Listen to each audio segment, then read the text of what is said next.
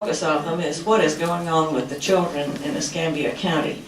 Why are so few of them graduating from high school? Why are so many of them getting arrested and sent to adult court? And a whole number of problems with our children. And so that was what provoked us to get started on this series. And I'm going to say a little more about that in just a minute, but I'd like to recognize a few people at this point. I don't think I see any elected officials in the audience. Is anybody here who holds a public office? No? Okay. Let's see. Sarah Latshaw, the ACLU. This is Sarah. She is a collaborator with us. We really are glad. How about Bruce Watson with the Early Learning Coalition? Tim Putnam with Children's Home Society. No, none of those people. Okay. And now for a moment of housekeeping. You know where the food is. It's right next door. The bathrooms are on down the hall, and pay no attention to the gender specificity. Just grab one if you need one, and you can excuse yourself if you need to during the program. Do please mute your phones. And I want to recognize some of the people who have worked actually on this program tonight. And the first one is Patricia Parker. Where is Patricia? There she stands in the back, and she has an announcement. Come on up so everybody can hear you. Okay. My husband says I have a teacher voice. Well, you do, but we don't all have to eat. Okay. Thank you. I'm Patricia Parker. I'm a social worker here in the Pensacola community, actually out at the Navy base. But I worked in schools and mental health and other places. We wanted to sponsor our this event because we think it's so important to understand about resiliency and the impact of trauma on people and how it carries you through life. So this is, I think we helped out with Paper Tigers when that was shown about like a year ago. And so the National Association of Social Workers is co-sponsoring this with all the hard work you guys do. It's easy to tag along and help out, so I appreciate that. If you are a social worker and you want to get a certificate or in-service points, you can get them for free, and I have the forms you'll need to fill out, and I appreciate everybody being here. Thank you.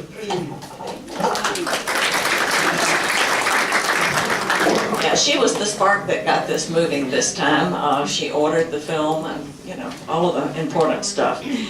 Okay, and another person on my committee is Ray Huggins. And he was out there signing people in along with his wife Mary. They're also on the committee. And Shirley Lewis Brown. Where's Shirley? She's here. She's another hardworking member of this committee. And we also had input and help from the social work department at the university. Where's Julie Patton? There she is on the front row. Okay, well, Julie also was very helpful, and a special thank you, very special thank you to all of the people who brought food. I'll tell you, it's very hard to come straight from work here on an empty stomach and try to pay attention and not fall asleep. And another special shout out is to James Scaminazzi, who is over here.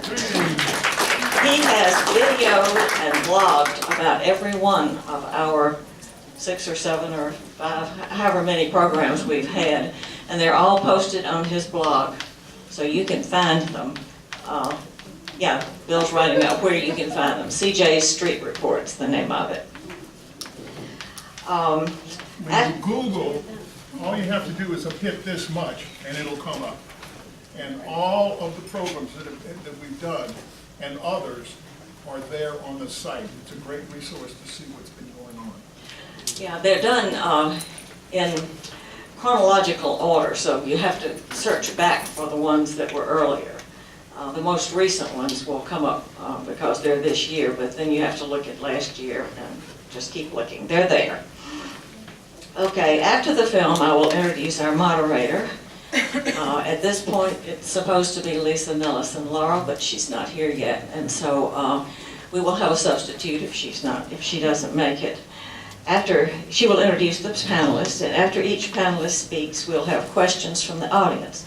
The questions and comments should be written on the cards, which were being handed out as you came in, and we can get more cards. That way, we can read them up here in the microphone so that everyone can hear the questions and also the answers from the people up here. And let's see. Originally, this program was called the School to Prison Pipeline. And that name was adopted because that's sort of a national catchphrase. A lot of people are using that. However, that is just too narrow. That is not the whole problem. A lot of people and organizations were interested in learning why our statistics were so bad, so we all joined up together, and I've introduced most of them, and asked people to sit on the panels and invited people to come and tell us what it meant, so that we could make improvements, not just in school, law enforcement, Justice Department, prisons, poverty, the whole range of things, which is all a part of it. And we have since changed the name from School to Prison Pipeline to just the pipeline to prison, because that's more accurate. And also it doesn't put anybody on the spot. The school is a good place to intervene, but so are all these other places. All right. The problem is lifelong and complicated, and we all own a little piece of it. And there are a lot of areas in which I'm very heartened to see people taking up a piece of the problem and working on it. The Escambia School District, along with the Children's Home Society, has a pilot program at C.A. Weiss School. It's called a community school. On the same campus, they have health service, dental service, mental health service, in addition to the teaching that goes on. This is something that, and they've got a washing machine in case the kids have dirty clothes. You know, they have all kinds of things to take care of the whole child. And it's just remarkable. This is a pilot program, and I think they're the beginning of their second year now. So we'll see how that works out in salvaging or saving or helping some of the kids who are having trouble. The school, the thing that we saw, the paper tigers thing that we saw a year or so ago, was set in a community school in Walla Walla, Washington. And it had been going on for some time and had remarkable results. It was a high school for kids who were underperforming. And they had really made remarkable changes in those kids' lives. So we have hope for our local pilot program. Law enforcement locally is also doing its part. They're beginning to use something called civil citations. And that means instead of immediately arresting a child who writes on the walls or gets in a fight or does any of those things that kids do, instead of arresting that child and charging them with a misdemeanor, they have the option of giving them a civil citation, which means that they have things they have to do. They have to make restitution of some sort. They have to maybe write a paper. They have to do community service. There are things they have to do so they don't get off scot-free, but nonetheless, they don't get arrested. They don't have a prison record to follow them for the rest of their lives. And that is a very good thing. The Pensacola Police Department is doing a real good job with using the civil citations instead of charging kids. The Studer Group is focusing on ages birth to 3. And Achieve Escambia is focusing on cradle to career. And so there are a lot of people around town recognizing that there's a problem and picking up little pieces of it.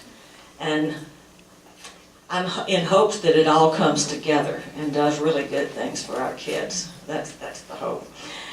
And it's exciting. When you're working in a silo and only working on a little piece of it, then you don't quite pull it all together, but I think more and more people, especially in this age when we can talk to each other so easily and text each other, tweet each other, do all that stuff, then we can pull together. Tonight's documentary is different. We are not looking particularly at one piece of this program. We're not looking at just law enforcement or just schools or just the health services. We're looking at the children who are in danger of falling into the pipeline.